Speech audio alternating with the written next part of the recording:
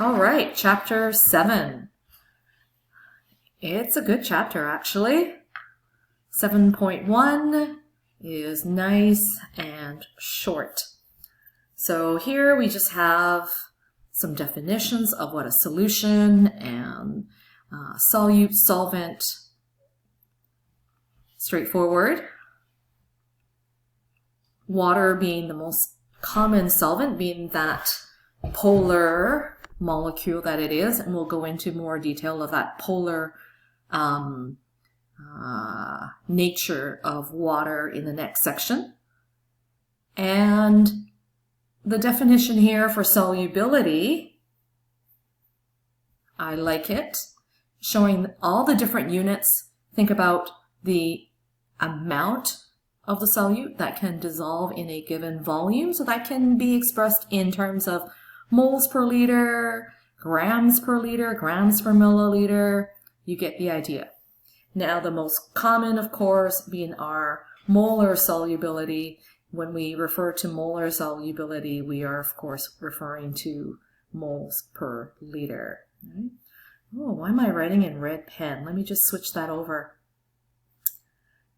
I got a new pen and a new pen system, so it's a little different.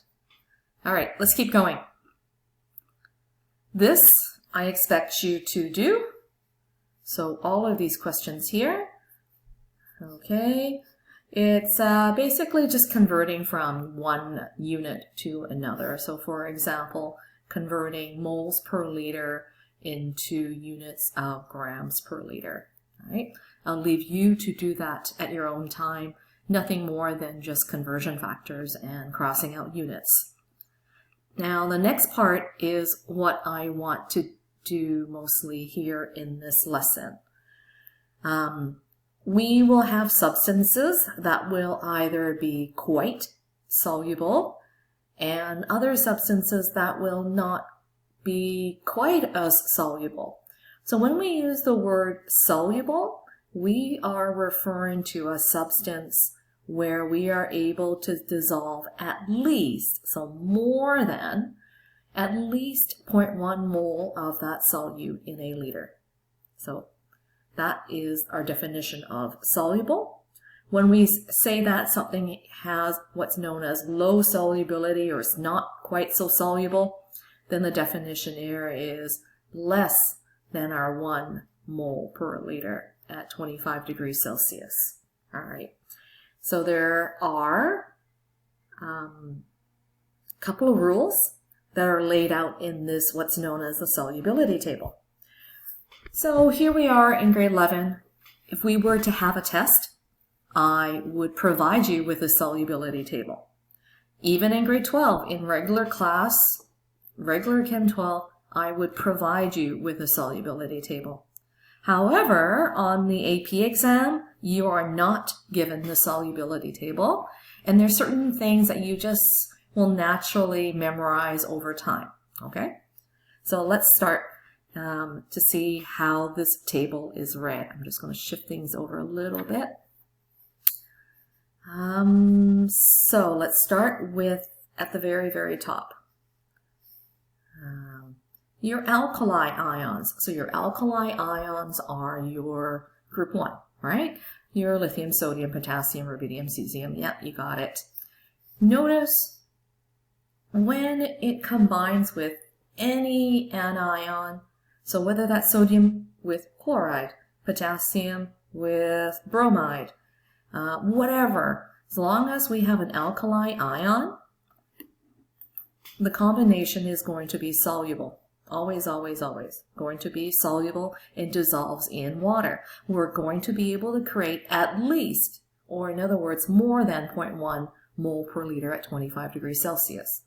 Another one that's pretty easy to remember, hydrogen ion with anything. Again, soluble. Ammonium, you get the idea.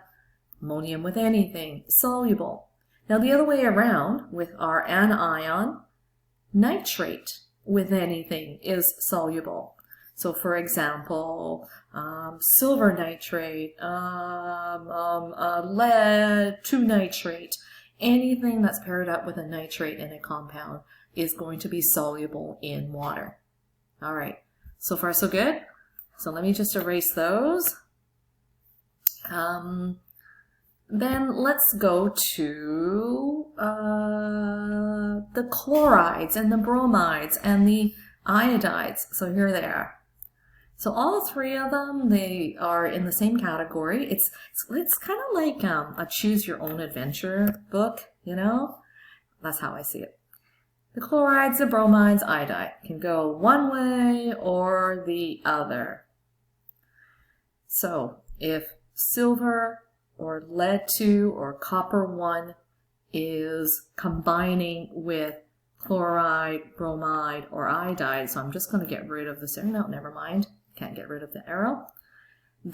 Those combinations are going to have what we call low solubility.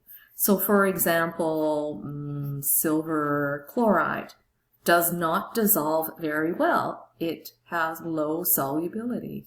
Or let's try another one, copper 1 bromide, right? Will have low solubility. Now, just be careful about this copper. It's a copper +1 and not a copper +2, okay? So if we were thinking about copper +2, it actually fits up here. So anything else, including copper +2 and any other positive ion combined with chloride, bromide, iodide, however, is soluble. Let me clear that up. Okay, so you can see the rest. Sulfates can go either here or here. Follow the route. See where we get with this, our Choose Adventure book. All right.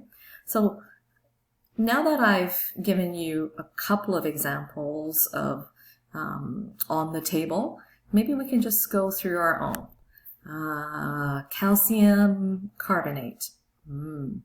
How about sodium?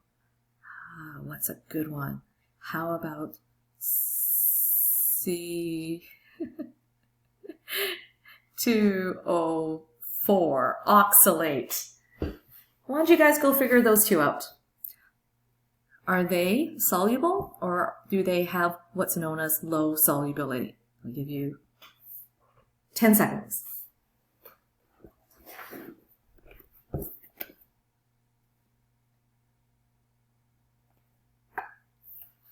All right, 10 seconds up, right? Let's see what we have. So the first example I gave you was calcium carbonate. Let's go find calcium carbonate. So calcium carbonate, I would scroll down to the bottom of my solubility table. Here's carbonate. It's either that or that. Okay. Calcium is not an alkali ion. It's not that, not that. So I guess calcium, all right, it's an alkaline earth, fits in the category of all others. So calcium carbonate has low solubility. So let me go here. So low solubility. And then our next one, sodium oxalate. And you're like, where is oxalate? I don't have oxalate. You're right. We don't have oxalate. But wait, the very first rule is sodium anything is okay. Sodium anything is soluble.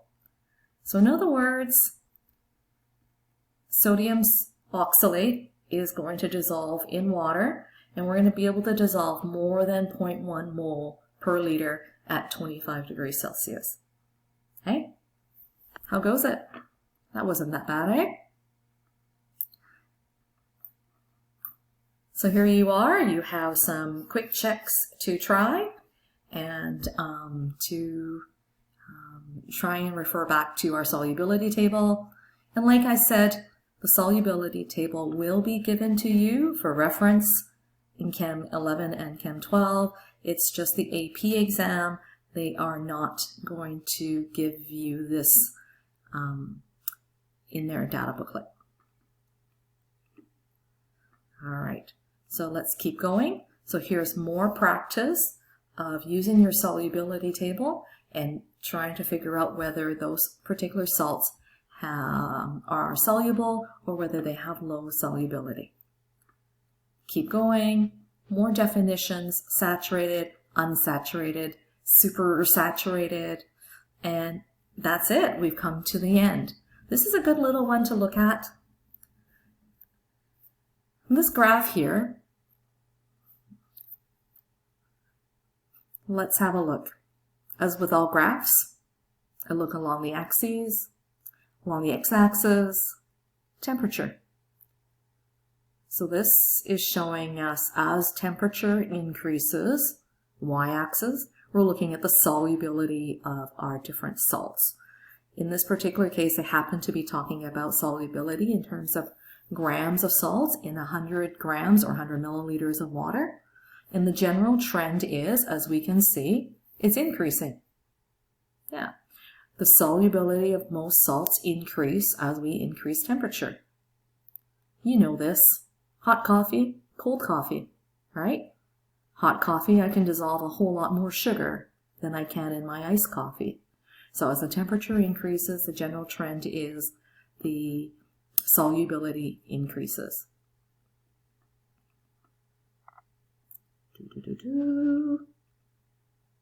All right, I've come to the end of 7.1. I hope that 7.1 is not too much work for you. Let me take a look at some of these review questions. So do your usual, scan through them, right? I'm not sure what your usual is. Do you do the odd ones? Do you do the even ones? Do you do just the ones that look unfamiliar to you? And then check your answers with the answer key. All right, so I have come to the end of 7.1. This is all I'm asking for you to do this week, being a short week before the long weekend. And thanks for watching this video. Bye.